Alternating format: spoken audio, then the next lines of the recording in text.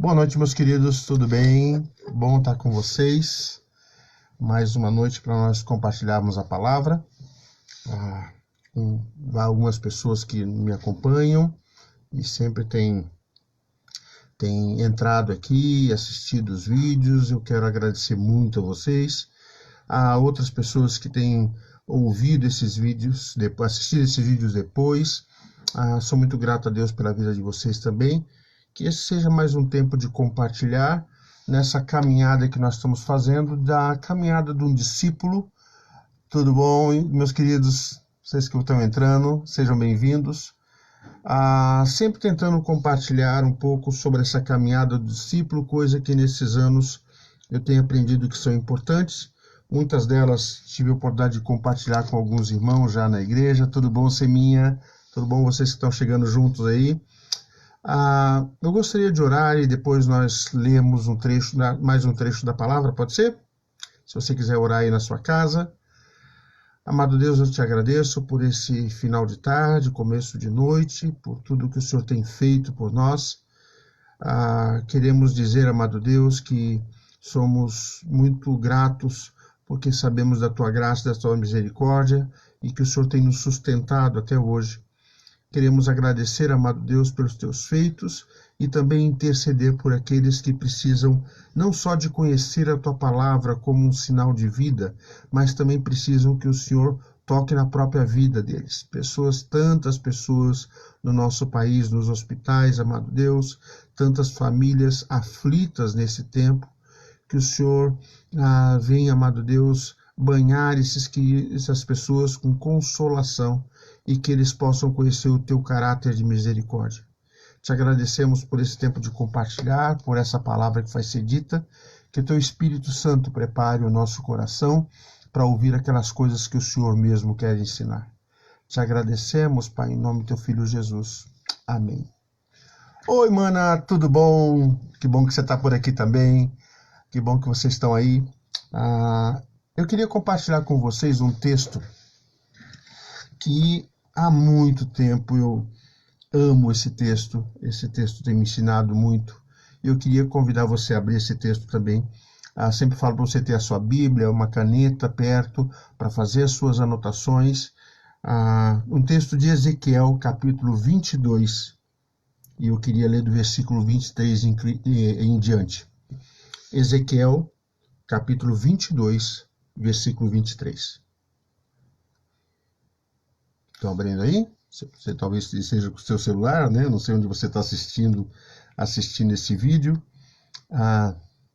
Eu vou ler na Nova Tradução da NVI, tem talvez algumas diferenças, mas como a gente vai conversar sobre o texto, você não vai sentir falta a diferença na tradução, porque nós vamos comentar algumas coisas, as partes principais desse texto, nós vamos tentar falar um pouco, tá bom? Deixa eu ler o texto aqui para vocês. Ezequiel, capítulo 22, versículo 23 em diante. De novo a palavra do Senhor veio a mim. Disse ele: Filho do homem, diga a esta terra: você é uma terra que não tem tido chuva nem aguaceiro no dia da ira. Há nela uma como um leão, e por despedaçar sua presa, devoram pessoas, apanham tesouros e objetos preciosos e fazem muitas viúvas. Seus sacerdotes cometem violência contra a minha lei e profanam minhas ofertas sagradas. Não fazem distinção entre o sagrado e o comum. Ensinam que não existe nenhuma diferença entre o puro e o impuro. Fecham os olhos quanto à guarda dos meus sábados, de maneira que sou desonrado no meio deles.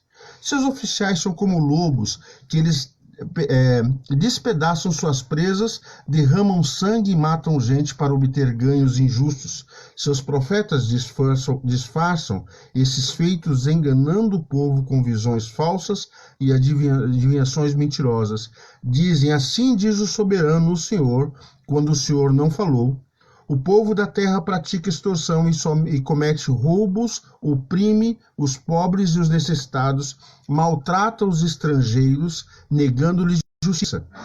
Procurei entre eles um homem que erguesse o muro e se pusesse na brecha diante de mim, e em favor desta terra não encontrei nenhum. Por isso derramarei a minha ira sobre eles e os consumirei com seu grande furor. Sofrerão as consequências de tudo que fizeram. Palavra do soberano, o Senhor. Tudo bom, Leandro? Tudo bom, meu querido? Fala, Kellen. Pessoal chegando por aqui. Deus abençoe vocês. Esse texto aqui é um texto que fala do profeta Ezequiel e do julgamento de Deus sobre a nação. E é um texto que, por si só, ele já aponta essa condenação de Deus. Todo o livro de Ezequiel é um livro extraordinário. E a gente olha para esse texto, e sempre que a gente volta ao Antigo Testamento, uma das funções do Antigo Testamento é nos sinalizar a vontade de Deus e nós aprendermos algumas coisas. Eu sou muito grato a Deus, alguns me conhecem mais, né? Eu, quase 10 anos da minha vida, 9 anos, eu fui militar. Fui militar na aeronáutica, servi aqui em Florianópolis, fui para Canoas com alguns irmãos, passei no concurso, fui para lá, estudei, voltei para Florianópolis e fiquei na aeronáutica aqui até 91, mais ou menos, 90, 91. Foi um tempo extraordinário. Mas deixa eu contar uma coisa para vocês. Nesse tempo de quartel, eu tenho ensinamentos preciosos. Eu não recebi a promoção de cabo lá, porque chegou o plano Collor, eu tive que sair. Eu fui soldado concursado, não fui fazer outros concursos, porque já era casado com 3 filhos, e o negócio era mais complicado para sair daqui para estudar. Alas e Newton. Quando a gente nasce de raiz pobre, a gente passa mais dificuldade, né? Então eu tive que lidar com essas questões, mas foi um tempo extraordinário. Eu só saí de lá porque teve uma circunstância de governo e eu tive que sair. Eu me dava muito bem com a vida militar. Nunca tive problema de lidar com disciplina. Eu sempre vi a disciplina como algo benéfico, algo que me ajudou muito, né? Não só no meu tempo como pessoalmente, mas também até para gerenciar a minha casa, me ajudou muito. E é interessante que quando eu estava no quartel, tudo bom, Silvino? Quando eu estava no quartel, e manda um abraço pessoal todo aí, tá bom? Quando eu estava no quartel, nós fazíamos várias coisas. E tinham coisas que nós fazíamos periodicamente. Quem serviu aqui sabe disso. Todo ano nós tínhamos algumas coisas, fazíamos algumas coisas, além do serviço comum, né, do quartel. Eu trabalhava no setor de investigação e captura.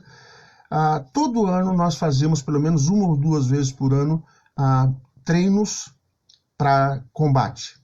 Nós fazíamos tiros, nós lidávamos com pistola, com metralhadora, HK, e a gente fazia isso.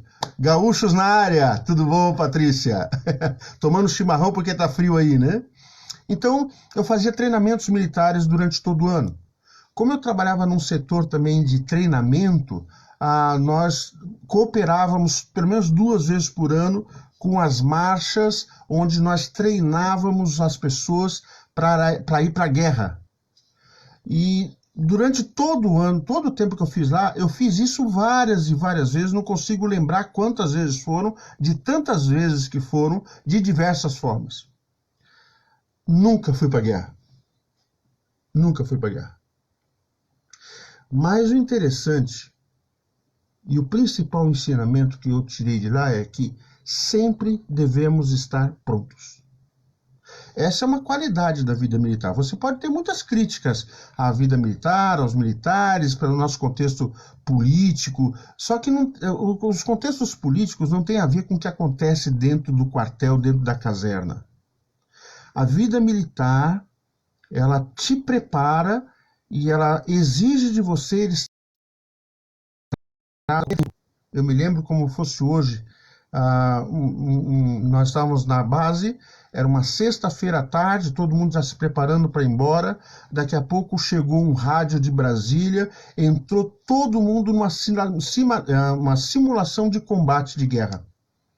Nós ficamos, se eu não me engano, foram 25 ou 30 dias numa operação de guerra, uma simulação entre Brasil, Paraguai, Argentina, não me lembro se tinha mais um país, se o Chile estava junto, e foi aquela loucura, como se alguém tivesse falado, entramos em guerra, dorme com armamento municiado, com armamento real, e acorda de manhã e vai e entra helicóptero e porta-avião. Foi uma loucura, foi uma experiência.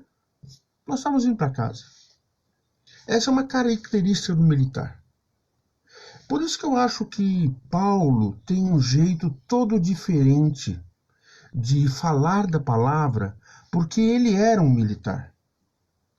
Ele sabia, de uma forma profunda, de como era necessária essas questões de prontidão, de estar alertas a algumas coisas, como ele escreve, como ele orienta, como ele diz, cuidado, ensina, ora, intercede, porque ele era alguém muito acostumado com essas coisas da prontidão.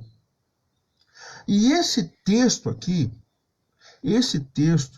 tem um valor muito especial para alguém que é um discípulo de Jesus.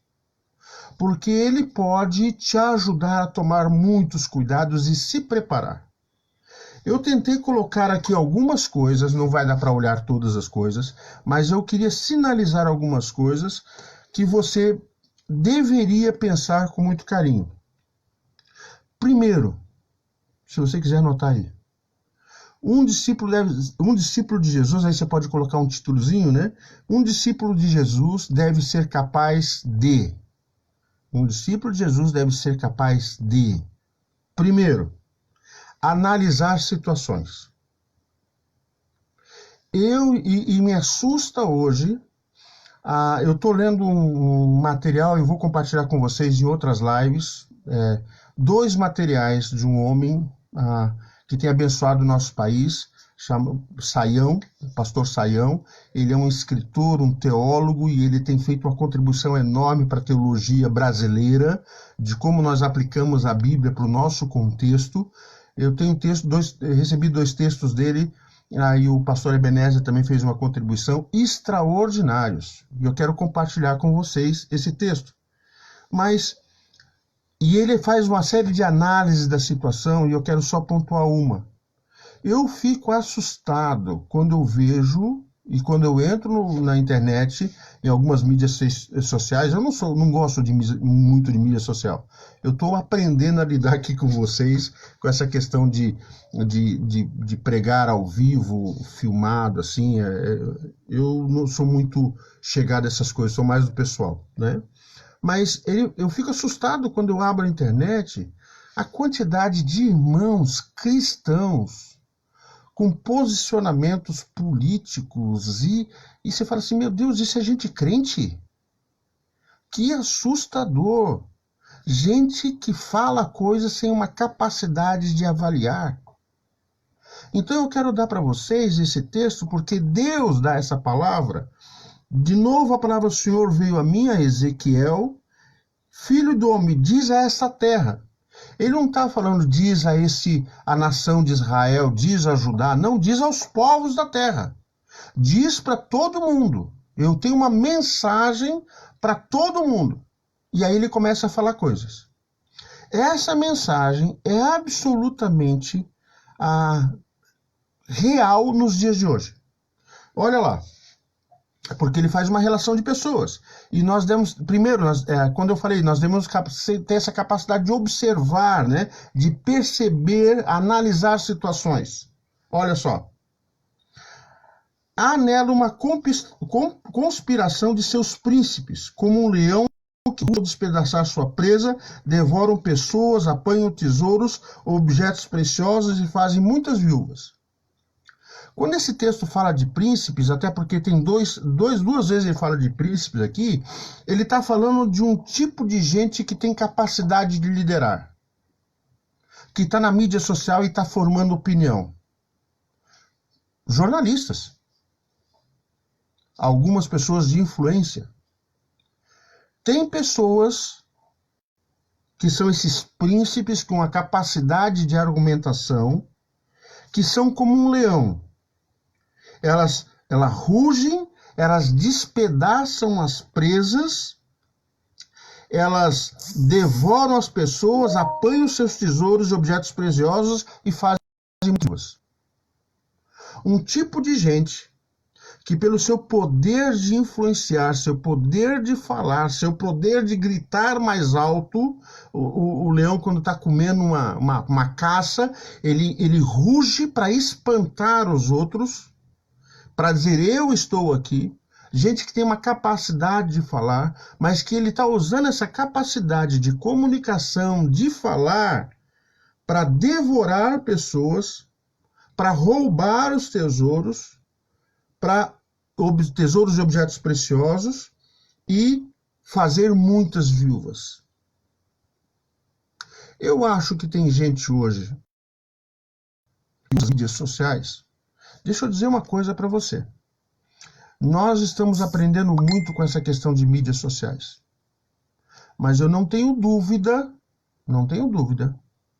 que como nós estamos lidando com mídias sociais, e aí eu estou falando de nós cristãos, se você não é convertido, não aceitou Jesus como Senhor e Salvador, eu te digo que eu já me ofereci, você pode conversar, pode mandar um WhatsApp, eu vou ter o prazer de conversar com você. Uma das coisas que esse novo momento vai gerar é alguém que vai querer falar em nome dos evangélicos. E nós, os evangélicos, vamos idolatrar essa pessoa, vamos colocar ele como referência pela sua habilidade de comunicar, de falar, de ir para a mídia. E isso vai ser um risco para a gente. Ovelha precisa ouvir o seu pastor que está perto. Nós podemos ir para a mídia social e nós podemos ouvir muitas coisas e aprender. Mas a igreja, a força da igreja está nas suas comunidades, com o seu pastoreio local. Tem gente que não está ouvindo mais o seu pastor para só ouvir culto de internet. E é esse ambiente que vai produzir uma pessoa de caráter duvidoso, mas com forte capacidade de influenciar pessoas. Nós não temos santas, mas nós gostamos de uma idolatria. Nós gostamos de uma idolatria, de idolatrar algumas pessoas. Cuidado, que existem algumas pessoas com muita habilidade de falar, mas que estão produzindo pobreza e morte. O texto continua. Seus sacerdotes cometem violência contra a minha lei e profanam minhas ofertas sagradas, não fazem distinção entre o sagrado e o comum, ensinam que não existe nenhuma diferença entre o puro e o impuro e fecham os olhos quanto à guarda dos meus sábados, de maneira que sou desonrado no meio deles. Quando fala de sacerdote, fala desse homem que é responsável. E naquele contexto, o sacerdote tinha essa função de falar do povo para Deus e falar de Deus para o povo. Esse líder religioso. Mas ele fala aqui de um tipo de líder religioso muito perigoso. Seus sacerdotes cometem violência contra a minha lei. Ou seja, pessoas que estão dentro da igreja, nós não estamos falando de gente fora da igreja.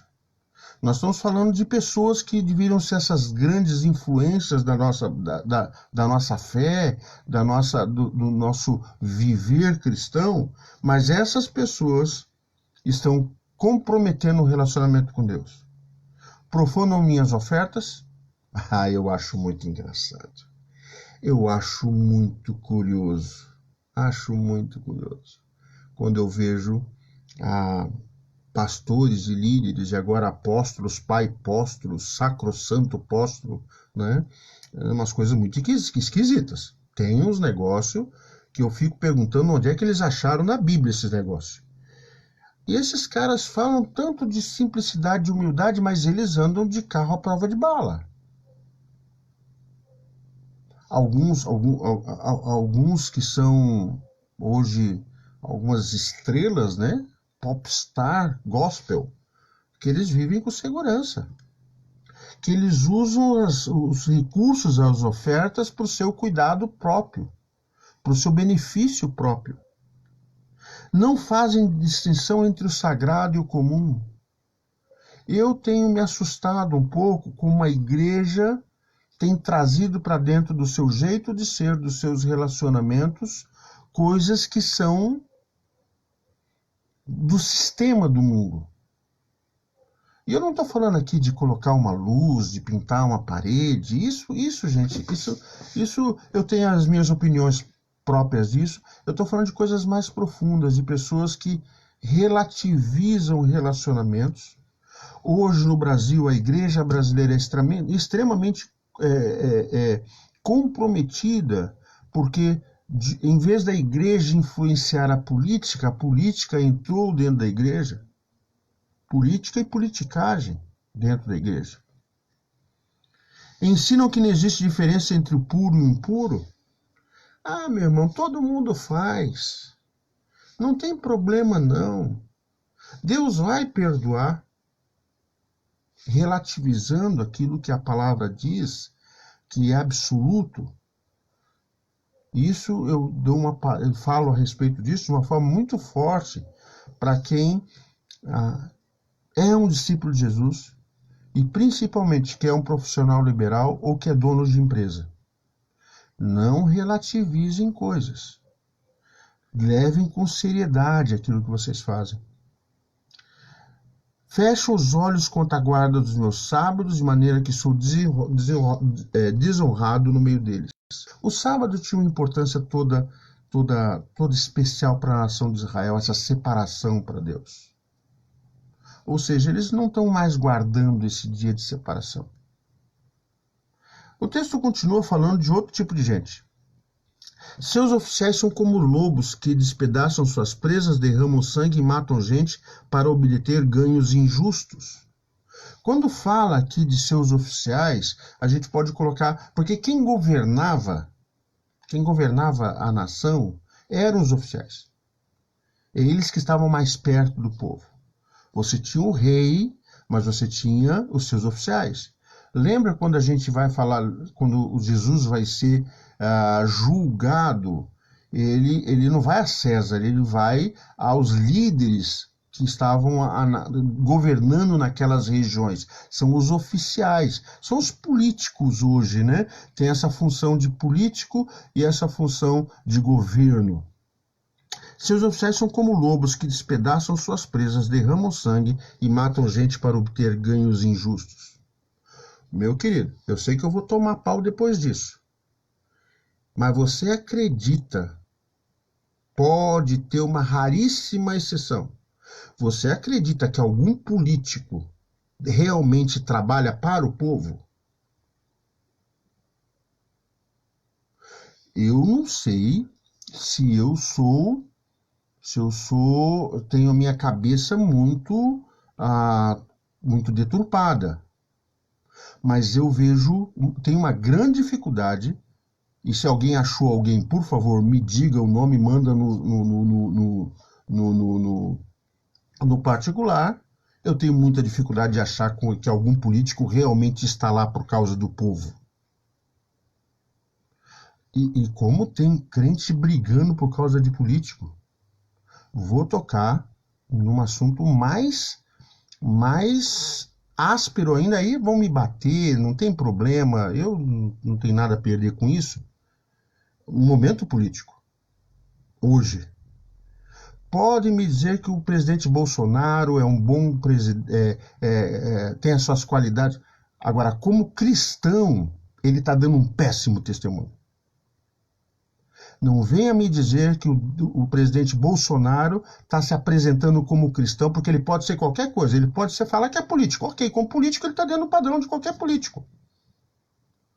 Faz as curriolagens dele lá, tem as preferências. Agora, não me diga que ele me representa como cristão, porque pelos seus frutos vocês são reconhecidos. E os frutos dele são horríveis. Então, enquanto presidente, ele está fazendo o papel dele de político, não tenho nada a reclamar. Ele está na média de todos os outros.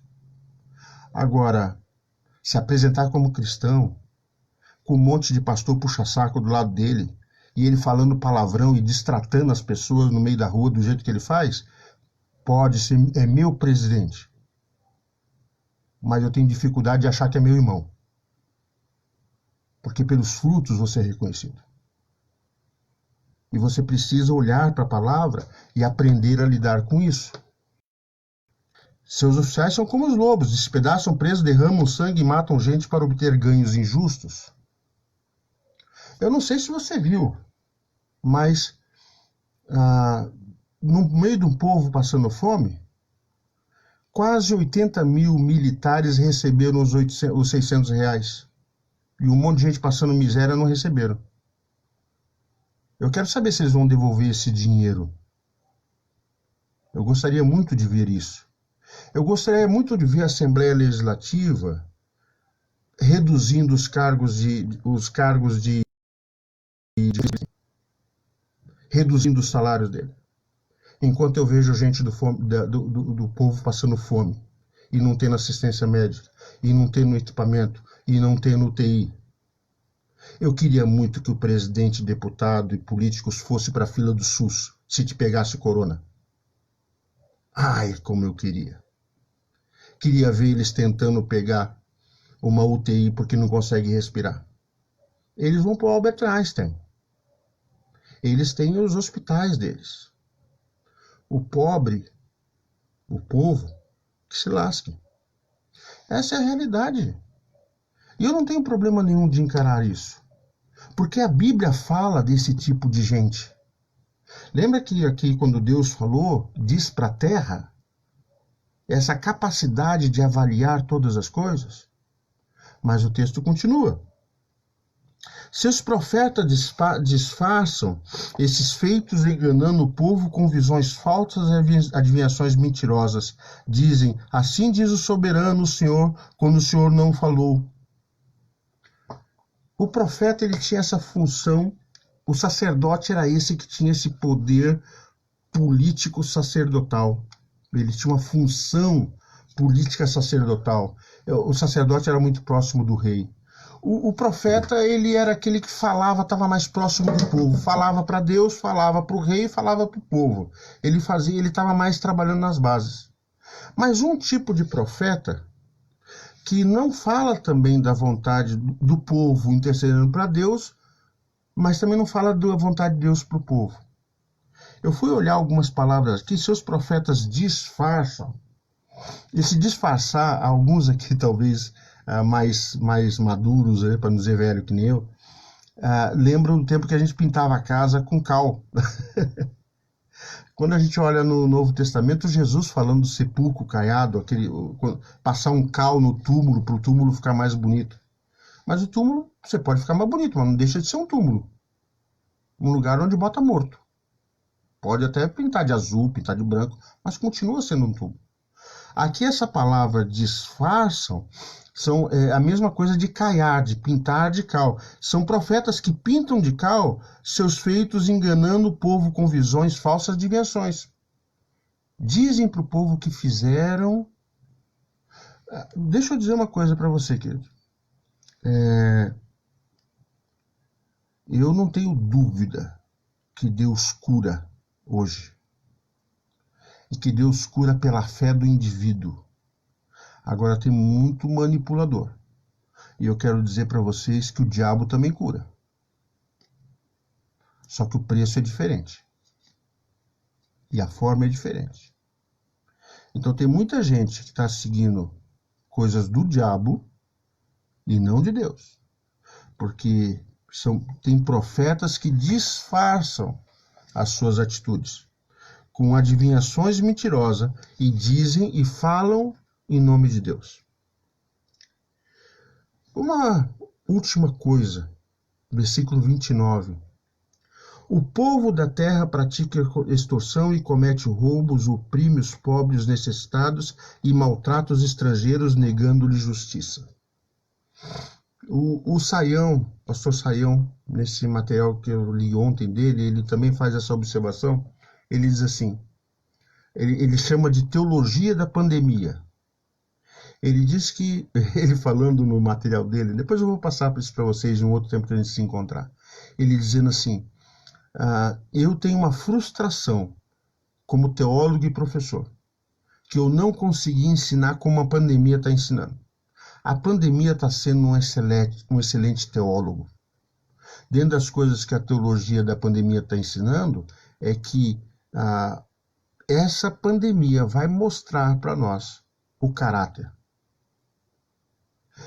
A pandemia está mostrando o melhor das pessoas e o pior das pessoas.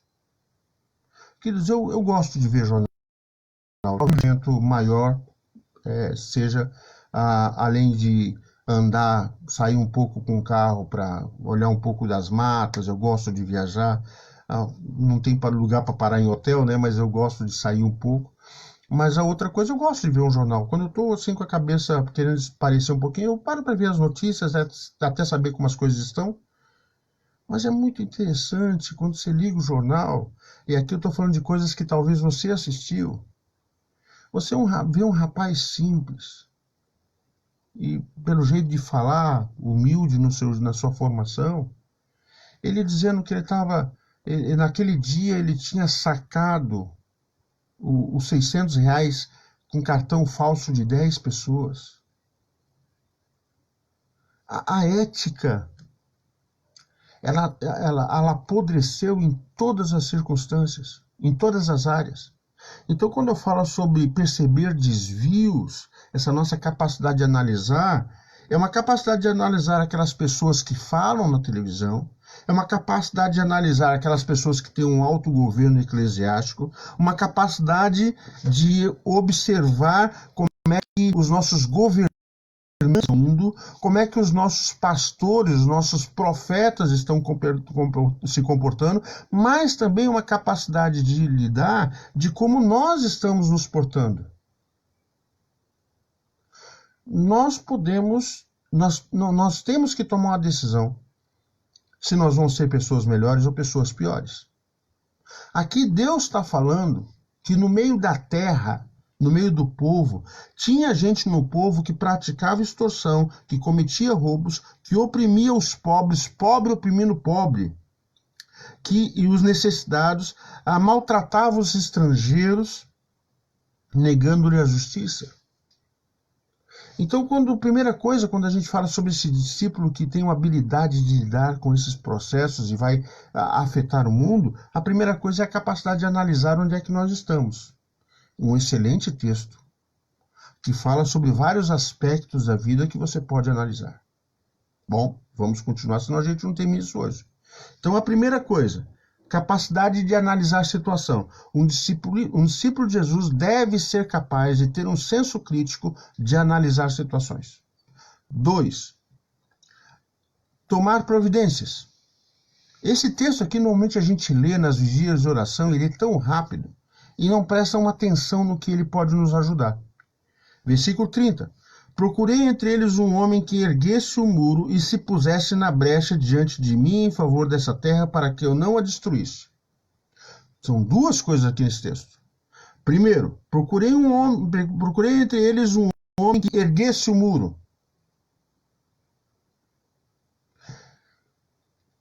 Como é que a gente ergue um muro no meio de uma nação decaída, onde nós temos os nossos príncipes, as pessoas de influência, os sacerdotes, os oficiais, os profetas e o próprio povo fazendo o que não agrada a Deus? Como é que a gente ergue muros?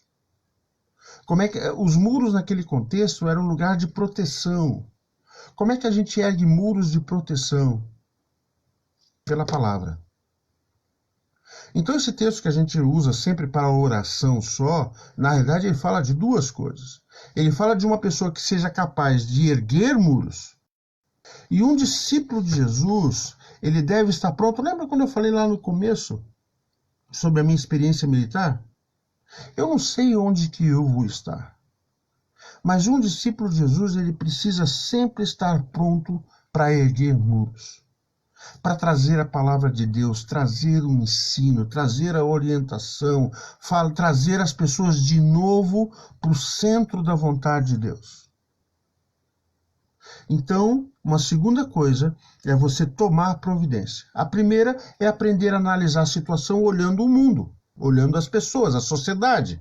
A segunda, tomando providências. Faça, você está ensinando quem? Você está discipulando quem? Quanto tempo você tem gasto ensinando a palavra para alguém? Quanto tempo você tem gasto aprendendo a palavra? A terceira coisa, pronto para reagir quando necessário. Porque o texto fala que procurei entre eles um homem que erguesse o muro e se pusesse na brecha diante de mim. Nem sempre os muros ficam prontos. Então é necessário que você tome providências, saiba reagir, se colocar diante de Deus para falar de Deus, do povo para Deus e falar da vontade de Deus para o povo.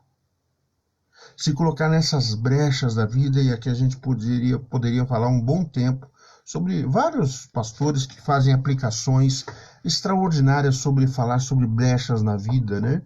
Mas quem é que pode se colocar na brecha?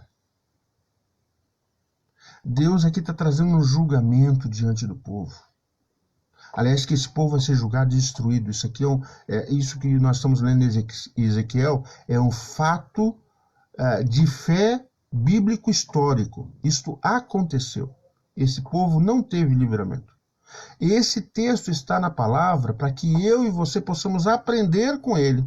Essa é a finalidade da palavra, aprender com ele. A pergunta, e eu quero terminar aqui, a pergunta desse texto revela o que aconteceu, mas é uma pergunta que pode se aplicar hoje.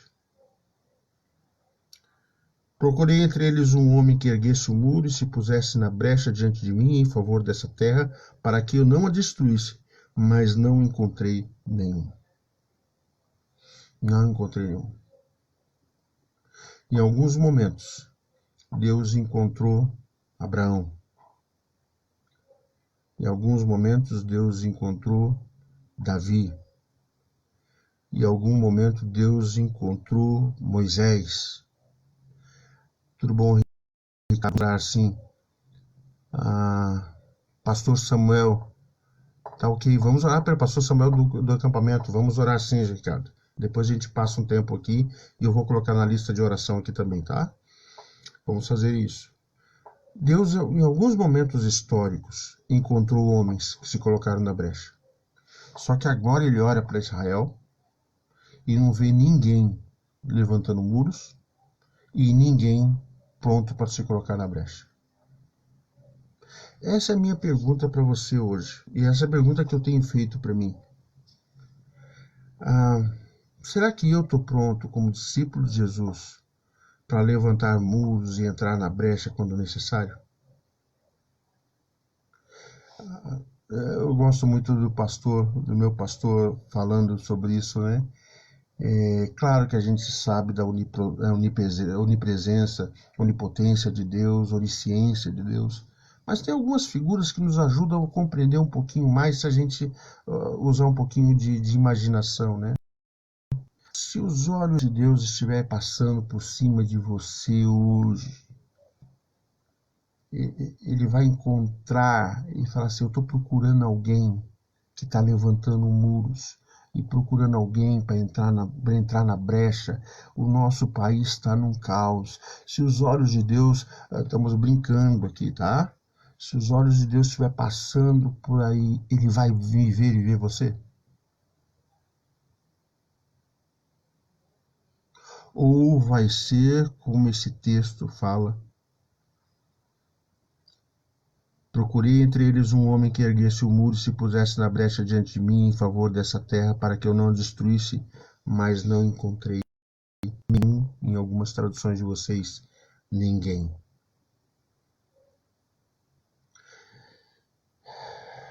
Minha oração, com aquilo que eu aprendi da vida, e como eu comecei falando sobre o meu tempo de militar, esteja sempre pronto. Durma com armas. Nós aprendemos, e quantas noites eu me lembro de dormir de bota e calça. A gente usava um armamento chamado HK-33, e ela tinha uma trava de segurança, e a gente botava a trava de segurança e botava a HK deitada do lado. De vez em quando eu, casado, me via abraçado com a HK. Porque a qualquer momento a gente precisava ser chamado e não dava tempo de procurar a arma e não podia perder a arma. Tinha algumas pessoas que às vezes entravam mandadas pelo comando, entravam dentro do alojamento para roubar as armas. E se você tivesse a sua arma roubada, isso dava um rolo depois, pelo menos uns 7 dias de cadeia. E a gente tinha que dormir armado de bota, pronto. Mal e mal tinha que botar só o cap para sair. Deus ainda continua procura homens que estejam prontos para erguer muros e entrar na brecha. Porque a nossa sociedade continua sendo muito parecida com essa sociedade do tempo de Ezequiel. Muda a nossa tecnologia, o mundo mudou de cores, mas o coração do homem continua exatamente o mesmo. Exatamente o mesmo. Precisando desesperadamente de Deus. Fala para essa terra. E esse texto diz para mim e para você. Fala para essa terra. Um discípulo de Jesus precisa responder de uma forma adequada. Que Deus me ajude, meu querido. Que Deus te ajude. Que você possa olhar esse texto de Ezequiel 22, 23. Você pode discordar de coisas que eu falei, não tem problema não. Só me manda no particular. Se você discordar, quer tocar o pau em mim, só manda no particular, não manda público não, tá? Eu vou ter o maior prazer de te responder e entender, tá? Leia esse texto. Pergunte para Deus o que Ele quer falar para você. E vamos aprender juntos aquilo que nós podemos ser e fazer, como nós podemos responder de uma forma adequada a Deus. Minha oração é que você saiba analisar situações e discernir, que você tenha um coração de tomar providências e estar erguendo seus muros, e que você tenha a habilidade de reagir e entrar nas brechas quando necessário e ser essa voz, essa fala diante de Deus. Que Deus te abençoe, meu irmão. Que amanhã nós vamos ter o nosso tempo de oração. Que a graça do Senhor seja contigo. Se você quer participar da nossa sala de oração, manda o teu e-mail ou o teu telefone. Aí a gente já te inclui. Tem algumas pessoas que entraram na sala de oração a semana passada. A gente só tem que prestar atenção no fuso horário. É 19 horas de Brasília, tá? Se a gente precisar mudar o teu horário, ficar muito cedo para você, ou um horário inadequado, a gente cria uma outra sala de oração para você, tá? Só que nós estamos usando 19 horas o horário de Brasília. Então presta atenção nisso, tá bom? Se você puder, se você quiser, né, usar esse vídeo para compartilhar com outras pessoas, curte lá no Facebook. Eu tenho pedido para alguns de vocês, por favor, se você puder curtir a nossa página lá no YouTube, porque nós estamos querendo promover alguns cursos lá e a gente precisa de alguns números de inscrição. Não estou querendo ser nenhum youtuber não, tá? É só por uma questão muito prática. A Marizé já sempre pronta, já colocou aí para você o nosso canal do YouTube. Todas as nossas mensagens estão lá. Use à vontade, tá bom? Que Deus te abençoe. Hoje já é quinta-feira, né? Então já posso antecipar. É um princípio aí já de final de semana. Que você possa curtir muito junto com a sua igreja. Aproveita para ouvir as mensagens do seu pastor, tá bom? Tenha um tempo de oração. Deus te abençoe. Até a próxima. Fica com Deus. Tchau, tchau.